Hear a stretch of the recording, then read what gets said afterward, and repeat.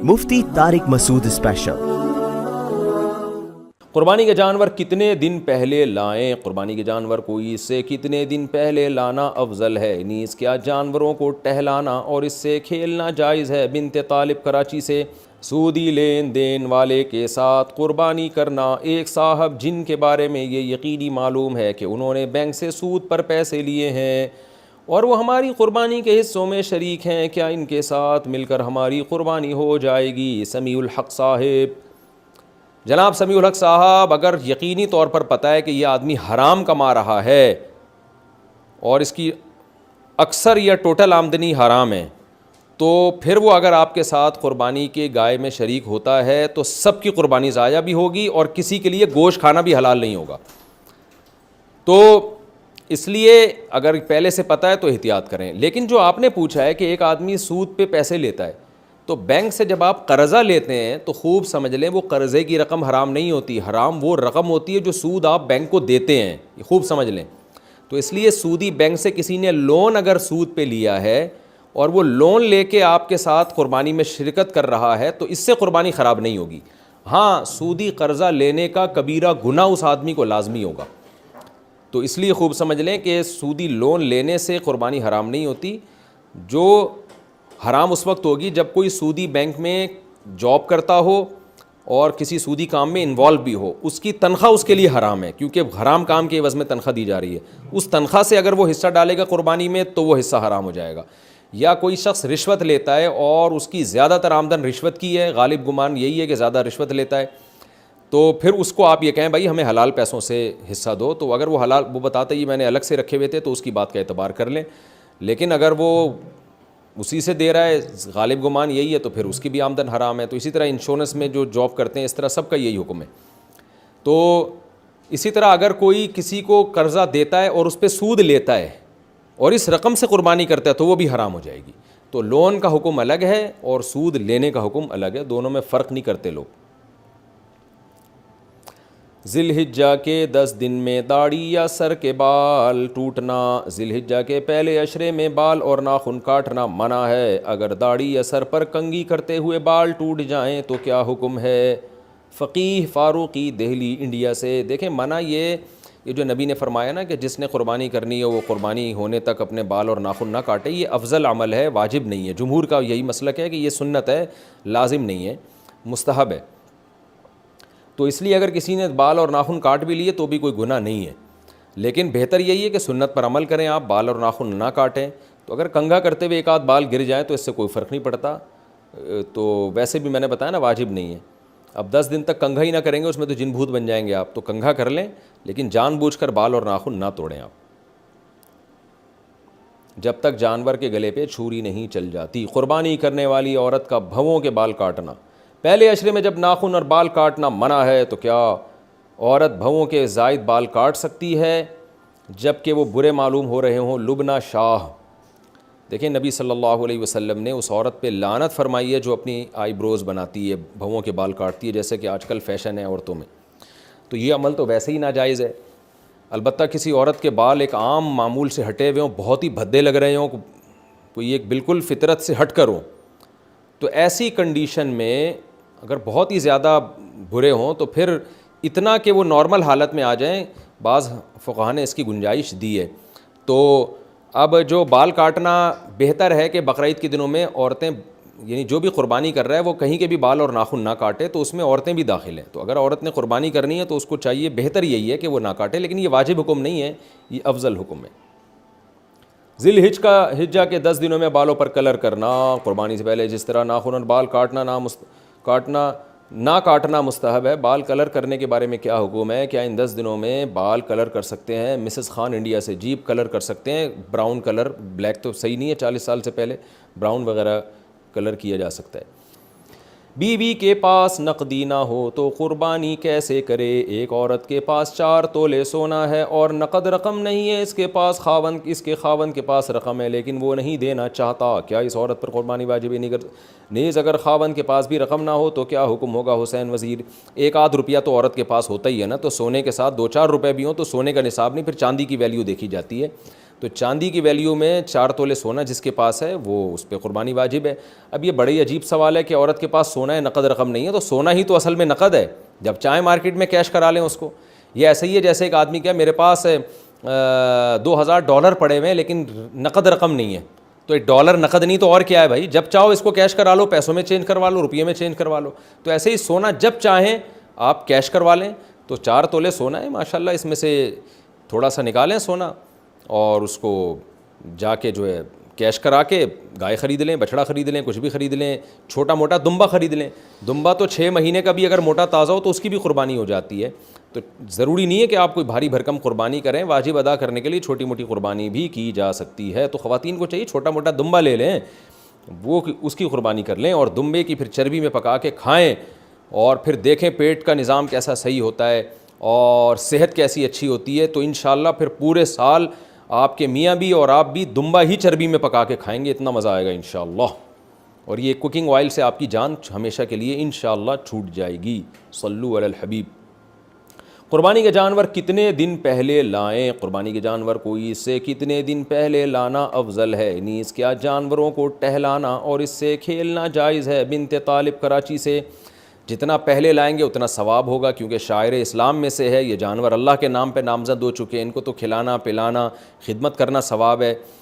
تو ان جانوروں پہ سواری کی اجازت نہیں ہے، دیکھیں ان کا اتنا اکرام ہے، تو اس لیے جتنا پہلے لائیں گے اتنا ثواب زیادہ ہے، اور ان کے ساتھ کھیلنا، ان کو گھمانا پھرانا نہ صرف جائز بلکہ باعث ثواب ہے۔ البتہ ایسے جانور کی توہین کرنا، اسے تکلیف دینا جائز نہیں ہے۔ بعض لوگ اتنا تماشا بنا لیتے ہیں، جانور بدک جاتا ہے، وہ پریشان ہو جاتا ہے کہ گائے میں ہوں اور حرکتیں اس کی گائے جیسی ہیں، وہ خود حیران ہوتا ہے۔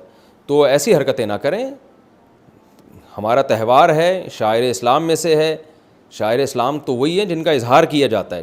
تو گلیوں میں کتنی رونق لگی ہوتی ہے، جانور بندے ہوتے ہیں، کتنا اچھا لگ رہا ہوتا ہے، لیکن توہین نہ کریں، ذلت نہ کریں، تکلیف نہ دیں، کیونکہ شاعر اسلام میں سے ان کی تعظیم ہے، توہین نہیں ہے۔ تو کھیلنا اور ان سے جیسے بچے انجوائے کر رہے ہوتے ہیں یہاں تک تو ٹھیک ہے، لیکن تکلیف کی حد تک اور یا اس کا تمسخر مذاق یہ ٹھیک نہیں ہے۔ اسی طرح جانور جب ذبح ہو رہا ہوتا ہے تو وہ اللہ کے ذکر کا ٹائم ہے، اس میں بھی مذاق کی ایک کیفیت بنی ہوتی ہے، اچھل کود مچی ہوئی ہوتی ہے، اور تمسخر بازی اور ٹھٹھے بازی، اس طرح کی یہ چیزیں بہت غلط ہیں۔ ابراہیم علیہ السلام کی سنت آپ زندہ کر رہے ہو تو اس میں وقار ہونا چاہیے، اللہ کا ذکر ہونا چاہیے، دل میں جذبہ ہو کہ اللہ ہماری طرف سے یہ قربانی قبول کر لے۔ بیوی اچھا یہ ہو چکا، بیوی کے پاس نقدی نہ ہو تو قربانی کیسے کرے، یہ بتا دیا میں نے۔ اچھا بھائی، نصاب قربانی میں ضرورت سے زائد سامان کا مطلب، قربانی کے نصاب میں ضرورت سے زائد سامان بھی شامل ہوتا ہے کیا؟ اس میں سلے ہوئے اور بغیر سلے ہوئے کپڑے بھی شامل ہوں گے، اور ایک سے زائد جوتے کی جوڑیاں بھی شامل ہوں گی؟ علی صاحب کراچی سے۔ دیکھیں، ضرورت سے زائد سامان اگر پراپرٹی کی صورت میں ہے تو ہر وہ پراپرٹی جو آپ کے استعمال میں فی الحال نہیں ہے، نہ آپ نے اسے کرائے پہ دیا ہوا ہے، نہ آپ اس میں زمینداری کر رہے ہو، زمینداری سے میری مراد یہ ہے کہ اس کو کوئی بزنس کے پرپز میں یوز کر رہے ہو کہ اس پہ کھیتی باڑی کا کام ہو رہا ہے، جی گندم لگ رہی ہے اس پہ، اور نہ آپ نے اس کو رینٹ پہ دیا ہوا ہے، اور نہ خود گھر بنا کے اس پہ رہ رہے ہو، تو ایسے پلاٹ پہ قربانی واجب ہے۔ اور اگر وہ پلاٹ بیچنے کے لیے خریدا ہے تو پھر زکوٰۃ بھی واجب ہے، بیچنے کے لیے نہیں خریدا تو صرف قربانی واجب ہے، اور اگر بیچنے کے لیے خریدا ہے تو قربانی بھی واجب، زکوٰۃ بھی واجب۔ تو وہ پلاٹ یا وہ پراپرٹی جو یوز میں نہ ہو آپ کے، یہ نہیں کہ پورے سال یوز میں نہ ہو، یہ نہیں، بقرعید کے ایام میں اگر یوز میں نہیں ہے تو اس پہ بھی آپ پر قربانی واجب ہے۔ باقی جو گھر میں روز مرہ استعمال کی چیزیں ہوتے ہیں، جوتے، برتن، موبائل، گاڑی، تو ان میں اصول یاد رکھیں، پورے سال جو چیز استعمال نہیں ہوتی وہ ضرورت سے زائد سمجھی جائے گی، اس کی ویلیو لگائی جائے گی۔ قدیم فقہاء نے لکھا ہے کہ 3 جوڑے ضرورت میں داخل ہیں، 3 سے زائد ضرورت سے زائد میں، لیکن آج کل کے زمانے کے لحاظ سے یہ چینج ہو گیا ہے۔ آج کل کیونکہ لباس بہت باریک بھی ہوتے ہیں، جلدی جلدی پھٹتے بھی ہیں، میلے بھی ہوتے ہیں، تو اس لیے جو ہے نا آج یہی فتویٰ دیا جاتا ہے کہ پورے سال اگر کوئی کپڑا استعمال میں نہیں آ رہا تو اس کا مطلب ہے کہ وہ آپ کی ضرورت سے زائد ہے۔ گھر میں ڈنر سیٹ پڑا ہوا ہے، پورے سال استعمال میں نہیں آتا تو ضرورت سے زائد۔ کتابیں رکھی ہوئی ہیں، استعمال میں ہی نہیں ہے، وہی لے کے رکھی ہوئی ہیں، پورے سال پڑھی رہتی ہیں، تو وہ بھی ضرورت سے زائد میں آئیں گی۔ لیکن اگر علماء کے پاس کتابیں ہیں اور وہ کسی بھی وقت ان کو یہ ہے کہ میرے استعمال میں آ سکتی ہیں، ریسرچ کے کام آئیں گی، تو پھر وہ ضرورت میں داخل ہیں۔ امریکہ والے پاکستان میں کیا پہلے دن قربانی کر سکتے ہیں؟ اگر پاکستان اور امریکہ میں ایک ہی دن عید ہو، اگر ہم پاکستان میں قربانی کریں تو وہ ہم سے 12 گھنٹے آگے ہے، کیا اس سے ہماری قربانی پر کوئی اثر پڑے گا؟ شہاب اظہار امریکہ سے: جی بالکل پڑے گا. ادھر رات ہو رہی ہے، یہاں بقرعید ہو گئی ہے، یہاں قربانی کا جانور کٹ رہا ہے اور وہاں پر قربانی ابھی واجب ہی نہیں ہوئی تھی، تو پھر یہ قربانی آپ کی ادا نہیں ہوگی. تو 12 گھنٹے کا اگر فرق ہے تو اگر پاکستان میں 12 گھنٹے پہلے عید شروع ہو گئی ہے تو امریکہ والا اگر پاکستان میں قربانی کرتا ہے تو یہاں 12 گھنٹے کے بعد کرے گا، تاکہ وہاں امریکہ میں عید کا دن بھی داخل ہو چکا ہو، عید کی نماز بھی ہو چکی ہو، اس کے بعد یہاں آپ کی قربانی ہو رہی ہو. تو یہ ہے. اور اگر عید کا دن شروع ہونے سے پہلے ہی، یعنی امریکہ میں بھی عید شروع نہیں ہوئی، یہاں شروع ہو گئی اور آپ نے یہاں قربانی کر دی تو نہیں ہوگی. اور اگر ایک دن، یعنی خلاصہ یہ نکلا کہ قربانی کرنے والا اور جس ملک میں قربانی کی جا رہی ہے ان دونوں جگہوں پہ ایام نحر ہوں، یعنی بقرعید کا پہلا، دوسرا یا تیسرا دن چل رہا ہو دونوں جگہوں پہ. جانور ذبح کرنے کا صحیح طریقہ، جانور ذبح کرنے کا صحیح طریقہ کیا ہے؟ دعا بھی بتا دیں. حافظ عاصم دہلی سے. جانور ذبح کرنے کا صحیح طریقہ یہ ہے کہ جانور کو ایسے لٹائیں کہ آپ اس کی ٹانگیں قبلے کی طرف ہوں جانور کی، اور اس کا سر جو ہے جب آپ سیدھا کر دیں تو آپ قبلے کی طرف کھڑے ہوں، آپ کے ہاتھ میں چھری ہو اور آپ قبلے کی طرف ہوں، اور چھری کا رخ بھی قبلے کی طرف ہی ہوگا، ظاہر ہے آپ کا سینہ قبلے کی طرف ہو، جانور کی ٹانگیں بھی قبلے کی طرف ہوں گی. اس طرح ذبح میں بھی آسانی ہوگی اور سنت بھی پوری ہو جائے گی. تو لٹانے کے بعد جب جانور کے پاؤں میں رسیاں باندھی جاتی ہیں تو اس کو موو کرنا، قبلے کی طرف گھمانا بہت آسان ہو جاتا ہے. اس کے بعد آپ بسم اللہ اللہ اکبر پڑھ کے چھری چلائیں. اگر آپ کو ڈر لگ رہا ہے تو بیگم کو پکڑا دیں، وہ چلا دے گی، وہ انشاءاللہ نہیں ڈرے گی، تو وہ پڑھ لے بسم اللہ اللہ اکبر. اور قصائی سے اگر ذبح کروانا ہے تو تھوڑا سا اہتمام کر لیں، آج کل غیر مسلم قصائی بھی ہوتے ہیں، تو بہتر یہی ہے کہ خود ذبح کریں. پھر بھی اگر قصائی سے ذبح کروا رہے ہیں تو قصائی کو بولیں بھائی اونچی آواز سے بسم اللہ اللہ اکبر پڑھ لے، اور یہ گٹکا منہ سے نکال کے تھوڑی دیر کے لیے پھینک دے. وہاں اللہ کا ذکر کا وقت ہے، ایک شاعر اسلام کو زندہ کیا جا رہا ہے، ابراہیم علیہ السلام کی سنت کو پورا کیا جا رہا ہے. یہ گٹکے کا ٹائم نہیں ہے. قصائیوں نے منہ میں گٹکے رکھے ہوتے ہیں، اتنی اسمیل آ رہی ہوتی ہے، اور بسا اوقات وہ تکبیر بھی نہیں پڑھ رہے ہوتے. اور اگر آپ نے اور قصائی نے دونوں نے مل کے گلا پہ چھری چلانی ہے تو پھر دونوں پر لازم ہے کہ وہ بسم اللہ اللہ اکبر پڑھیں، اور پھر 4 رگیں کاٹ کے چھوڑ دیں. یہ جو حرام مغز میں چھرا مارتے ہیں یہ بہت غلط حرکت ہے، یہ نہ کرنے دیں قصائیوں کو. اس سے جانور کو تکلیف بھی ہوتی ہے اور بلڈ بھی صحیح طرح نکل نہیں پاتا، یہ اور گوشت کی لذت بھی ختم ہوتی ہے. گوشت میں بیماریاں بھی پورے طور پہ، جو بلڈ میں بیماریاں وہ بھی نہیں نکل پاتی ہیں اگر کوئی بیماری اس جانور میں. تو ہر طرح سے دنیا کا نقصان بھی، آخرت کا نقصان بھی، تو اس کو نہ کرنے دیں. یہ حرکت کر لے گا تو جانور حرام نہیں ہوگا، لیکن یہ مکروہ ناپسندیدہ عمل ہے. تو 4 رگیں کاٹ کے چھوڑ دیں اور اس کو تڑپنے دیں، بلڈ سارا نکل جائے گا، اللہ آپ کی قربانی قبول کرے گا. اس کے بعد جب وہ ٹھنڈا ہو جائے تو کھال اتاریں اور پھر کھائیں. اور ہمیں بھی دعاؤں میں یاد رکھیں. میں یہ تو نہیں کہہ سکتا کھانے میں ہمیں یاد رکھیں، پتہ نہیں آپ کہاں رہتے ہیں، لیکن دعاؤں میں بہرحال آپ یاد رکھیں، کیونکہ آپ دہلی میں رہتے ہیں، کھانے میں کہاں یاد رکھیں گے ہمیں آپ. قصائی کے ساتھ چھری پر ہاتھ رکھا تو دعا کون پڑھے گا؟ قربانی کے جانور کو ذبح کرتے وقت بسم اللہ اللہ اکبر پڑھنا جو ضروری ہے. بسا اوقات چھری پھیرنے والے کے ساتھ قصائی بھی چھری پر ہاتھ رکھتا ہے، اگر اس نے یہ کلمات نہیں پڑھے تو جانور حلال ہو گیا حرام. محمد اسماعیل کھتری کراچی سے. اگر قصائی نے بھی چھری پر ہاتھ رکھا اور دونوں مل کے ذبح کر رہے ہیں تو دونوں پر تکبیر واجب ہے، ایک نے بھی چھوڑ دی تو جائز نہیں ہے. اس لیے اس کو بولے بھائی جب تو چھری پر ہاتھ رکھے تو بھی تکبیر پڑھے. اگر وہ بھول گیا تو پھر جائز ہے، لیکن اگر جان کر اس نے چھوڑ دیا تو پھر جانور حلال نہیں ہے. اگر ذبح کرتے وقت تکبیر پڑھنا بھول گئے، اگر ذبح کرتے وقت تکبیر پڑھنا بھول جائے تو جانور حلال ہوگا یا نہیں؟ عمر فاروق. بھولے سے اگر تکبیر چھوٹ گئی ہے تو جانور حلال ہوگا. اس لیے قریب لوگوں کو چاہیے وہ پڑھنا شروع کر دیں تاکہ یہ بندہ بھولے نہیں، لیکن بہرحال حلال ہوگا جانور اگر بھولے سے چھوٹ گئی ہے.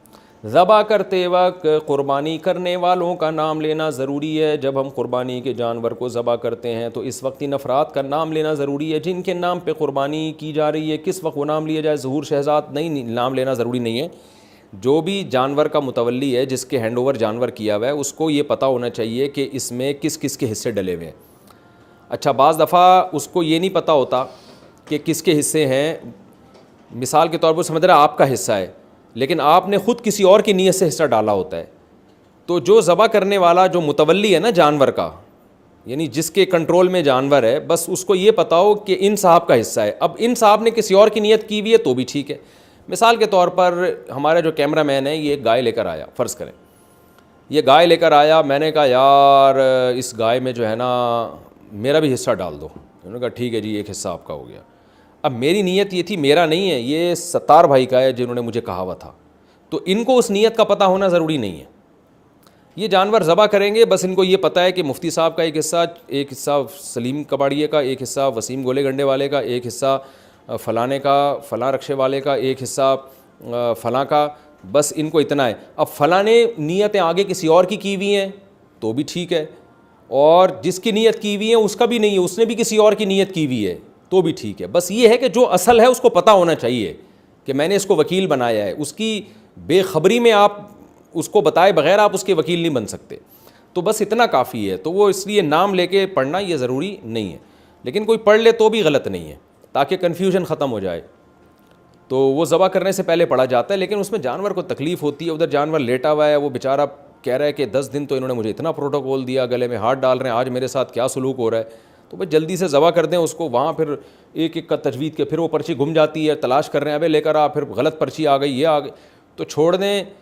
بس گائے پر ایک ٹوکن لگا دیں اور ٹوکن پہ یہ بتا دیں, ایک کاغذ میں لکھ دیں کہ اس گائے میں یہ لوگ شریک ہیں, ان کا نام اس ٹوکن کے ساتھ. تو شروع میں بس یہ ٹوکن ہی کافی ہوگا, اور جن جن کا حصہ ان کو بتا دیں گائے نمبر یہ ہے یا یہ والی گائے ہے, اس میں آپ کا آپ کا آپ کا آپ کا آپ کا آپ کا آپ کا حصہ ہے, 7 حصے یہ ہیں بس, اور اس سے بند ہو گئے ہیں. اب جن کے حصے انہوں نے کسی اور کی نیت کی ہو تو اس سے کوئی فرق نہیں پڑتا. تو بس جب اتنا کافی ہے, تو جب جانور گرے گا ذبح ہوگا تو وہ ٹوکن یا اس گائے کو جو نامزد کر دیا نا, اس گائے جس کے کنٹرول میں وہ گائے ہے جو لے کر آیا ہے, تو بس یہ نامزد کر دینا ہی کافی ہوگا. عین وقت پہ اس تکلف کی ضرورت نہیں ہے کہ ان لوگوں کے نام کھڑے ہو کر پڑھے جائیں. جانور ٹھنڈا کرنے کے لیے حرام مغز پر چھری مارنا. جانور کو ذبح کرنے کے بعد اکثر دیکھا جاتا ہے کہ اسے جلدی ٹھنڈا کرنے کے لیے اس کے دل کے پاس یا حرام مغز پر چھری ماری جاتی ہے. ایسا کرنا کیا صحیح ہے؟ محمد صادق باغ والا بالکل صحیح نہیں ہے, غلط ہے. قصائیوں کو چاہیے, آپ کو چاہیے قصائیوں کو روکیں. قصائی جلدی میں ہوتے ہیں, انہوں نے پیسے بنانے ہوتے ہیں, وہ کہتے ہیں جلدی سے ٹھنڈا ہو جائے تاکہ ہم اگلا کانٹیکٹ پکڑیں. تو میں بار بار ایک بات کہتا ہوں, ہم قصائی بھائیوں کا احترام کرنے کے باوجود کرتے ہوئے کہتا ہوں, لیکن کنٹرول میں نہیں آتے. تو اس لیے میں کہتا ہوں کہ جب آپ نے جانور گرایا, قصائی جیسے ہی 4 رگیں کاٹ دے, یا آپ خود کاٹیں, خود ذبح کریں, تو جس کھونٹے سے جانور بندھا ہوا تھا, جو قصائی کنٹرول میں نہیں آ رہا, اس کھونٹے سے اس قصائی کو باندھ دیں آپ فوراً, اور بولیں جب تک یہ ٹھنڈا نہیں ہو جاتا ہم آپ کو یہاں سے کھولیں گے نہیں. تو میں سب قصائیوں کی بات نہیں کر رہا, جو میرا بیان نہیں سن رہے ان کی بات کر رہا ہوں, اور جو کنٹرول میں نہیں ہے ان کی بات کر رہا ہوں. اب قصائی حضرات کہتے ہیں مفتی صاحب ہماری بے عزتی کر رہے ہیں. بھائی میں ان کی بے عزتی کر رہا ہوں جو کنٹرول میں نہیں آ رہے.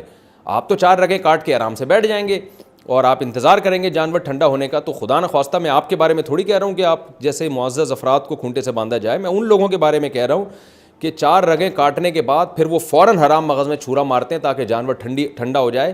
اس مکروہ عمل سے بچانے کے لیے میں کہہ رہا ہوں کہ قصائی کنٹرول میں نہیں آئے گا. جتنے لوگ ابھی جانور پہ تھے, جانور کو چھوڑ کے وہ سارے قصائی پہ آ جائیں, اس کو پکڑیں. اب جانور نے اب کہیں نہیں بھاگنا. اچھا بھائی, سلیپنگ انجیکشن لگا کر قربانی کرنا. قربانی سے پہلے بکرے کو سلیپنگ انجیکشن لگانا کیسا ہے؟ شمائلہ سعید. سلیپنگ انجیکشن لگانا یا بے ہوشی کا انجیکشن لگانا یہ ناجائز ہے. اس سے قربانی حرام تو نہیں ہوگی. جانور کی 4 رگیں کٹ گئیں زندہ حالت میں, چاہے بے ہوش ہو یا سو رہا ہو, تو قربانی تو ہو جائے گی, لیکن یہ خلاف سنت ہے. اور اس میں خطرہ بھی ہوتا ہے, مرنے کا بھی خطرہ ہوتا ہے. بے ہوشی میں خاص طور پہ مرنے کا بہت خطرہ ہوتا ہے, اور بلڈ کا صحیح طرح سے سرکولیٹ بھی نہیں ہو پاتا. بہت سارے خطرات ہوتے ہیں, تو وہ جو ذبح کے پورے مقاصد ہیں وہ حاصل نہیں ہوتے. اس لیے بہتر یہی ہے کہ نہ سلیپنگ کا انجیکشن لگائیں, نہ بے ہوشی کا انجیکشن لگائیں, اور اسی طرح ذبح کریں تاکہ ذبح کی برکتیں پوری طور پر حاصل ہوں. البتہ کوئی جانور کنٹرول میں نہیں ہے, بالکل ہی ایک وحشی ہو چکا ہے, اور دے ادھر اٹھا کے پٹخا دیکھی ہوں گی آپ نے یوٹیوب پہ ویڈیو, جانور اٹھا کے وہ بندہ مارا, وہ ادھر اٹھا کے پٹخا, تو کنٹرول میں ہی نہیں آ رہا. تو پھر کنٹرول میں لینے کے لیے کچھ بھی کیا جا سکتا ہے. اسے پہلے فائر کر کے گرایا بھی جا سکتا ہے, اسے بے ہوشی کا انجیکشن بھی لگایا جا سکتا ہے, کچھ بھی کیا جا, مجبوری میں جائز ہے, نارمل ایسا ٹھیک نہیں ہے. رات میں قربانی کا حکم. قربانی کا وقت کب تک ہوتا ہے؟ کیا رات میں قربانی کرنا جائز ہے؟ صدیقی صاحب انڈیا سے. دیکھیں قربانی کا ٹائم شہر میں جو ہے نا, بقرعید والے دن 10 ذی الحجہ کو, جہاں پورے شہر میں کہیں بھی عید کی نماز ہو جائے تو اس کے بعد سے قربانی کی جا سکتی ہے. اور گاؤں دیہاتوں میں صبح صادق کے بعد ہی ٹائم شروع ہو جاتا ہے. تو اور پھر 13 ذی الحجہ یعنی بقرعید کا پہلا دن، دوسرا دن، تیسرا ذی الحجہ کے سورج غروب ہونے سے پہلے پہلے تک قربانی جائز ہے. جتنا جلدی کریں گے اتنا ثواب زیادہ ملے گا. رات میں بھی قربانی جائز ہے مگر بہتر نہیں ہے، کراہت ہے اس میں 2 وجہ سے. ایک تو یہ کہ رات میں اندھیرا ہوتا ہے، یہ بھی خطرہ ہے کہ جانور کی غلط رگ نہ کٹ جائے. دوسرا جانور اکثر آرام کر رہے ہوتے ہیں تو جانور کو تکلیف اس میں زیادہ ہوتی ہے. تیسرا یہ کہ شاعر اسلام دن کی روشنی میں کیے جاتے ہیں. قربانی شاعر اسلام میں ہے، یہ چھپ کے کرنے والا عمل نہیں ہے. تو رات کے اندھیرے میں شاعر اسلام کو نہیں زندہ کیا جاتا، دن کی روشنی میں. تبھی دیکھیں نا عید کی نماز شاعر اسلام میں ہے، دن میں ہے. وہ جمعہ شاعر اسلام میں ہے، دن میں ہے. تو اسلام کے جتنے بھی شاعر ہیں ان کو دن میں قائم کیا جاتا ہے، اندھیروں میں نہیں قائم کیا جاتا. بہتر یہی ہے کہ قربانی رات کے اندھیرے میں نہ کی جائے، کر لی تو ادا ہو جائے گی بہرحال. اچھا بھائی، نماز عید سے پہلے قربانی کا حکم. کیا عید کی نماز سے پہلے قربانی جائز ہے؟ اگر کسی کو علم نہ ہو اور اس نے قربانی کر دی ہو تو اس کے بارے میں کیا حکم ہے؟ ہدایت اللہ صاحب کشمیر سے. اگر یہ گاؤں میں رہتا تھا جہاں عید اور جمعہ واجب نہیں ہے، بالکل گاؤں تھا، شہر والے اس میں وسائل اور ذرائع نہیں تھے، نہ کوئی بہت بڑی آبادی تھی جس کو قصبہ کبیرہ کہتے ہیں، تو وہاں تو پھر صبح صادق ہوتے ہی قربانی کر دی تو بھی ادا ہو جائے گی. لیکن اگر یہ بندہ شہر میں تھا تو شہر میں اگر کہیں بھی عید کی نماز ہو گئی اور انہوں نے قربانی کر دی تو قربانی ادا ہو جائے گی. لیکن پورے شہر میں ابھی کہیں بھی عید کی نماز نہیں ہوئی تھی اور انہوں نے قربانی کر دی تو پھر ان کی قربانی کل ادا ہو جائے گی. ان کو دوبارہ کرنی پڑے گی. اگر یہ صاحب نصاب ہے، غریب ہیں تو واجب نہیں ہے، لیکن قربانی بہرحال ادا نہیں ہوگی. دوسری جگہ جلدی نماز پڑھ کر نماز سے پہلے قربانی کرنا. ہمارے گاؤں میں عید کی نماز 9 بجے کے بعد ہوتی ہے اور قریب شہر میں 7 بجے ہو جاتی ہے. ہماری فیملی کی مشترکہ قربانی ہے. بڑے جانور میں کیا میں شہر میں عید کی نماز ادا کر کے باقی حصے داروں سے اجازت لے کر گاؤں کی عید کی نماز ہونے سے پہلے آ کر قربانی کر سکتا ہوں؟ سعید احمد چیچا وطنی سے. دیکھیں گاؤں واقعی اگر گاؤں ہے، قصبہ کبیرہ نہیں ہے اور شہر کے حکم میں نہیں ہے وہ، تو اس میں تو صبح صادق کے بعد بھی قربانی جائز ہے. لیکن اگر شہر میں قربانی کر رہے ہیں یا قصبہ کبیرہ ہے تو آپ نے اگر کہیں پہلے عید کی نماز پڑھ لی تو آپ نے اگر قربانی کر دی تو سب کی طرف سے قربانی ادا ہو جائے گی. سب شرکا کا یہ ضروری نہیں ہے کہ نماز عید کی پڑھ چکے ہوں. تو کہیں بھی شہر میں عید کی نماز ہو گئی اور آپ نے قربانی کر دی تو سب کی طرف سے قربانی ہو جائے گی. لیکن بہتر یہی ہے کہ سب کو عید پڑھ لینے دیں تو زیادہ اچھا ہے. لیکن بہرحال ہو جائے گی قربانی.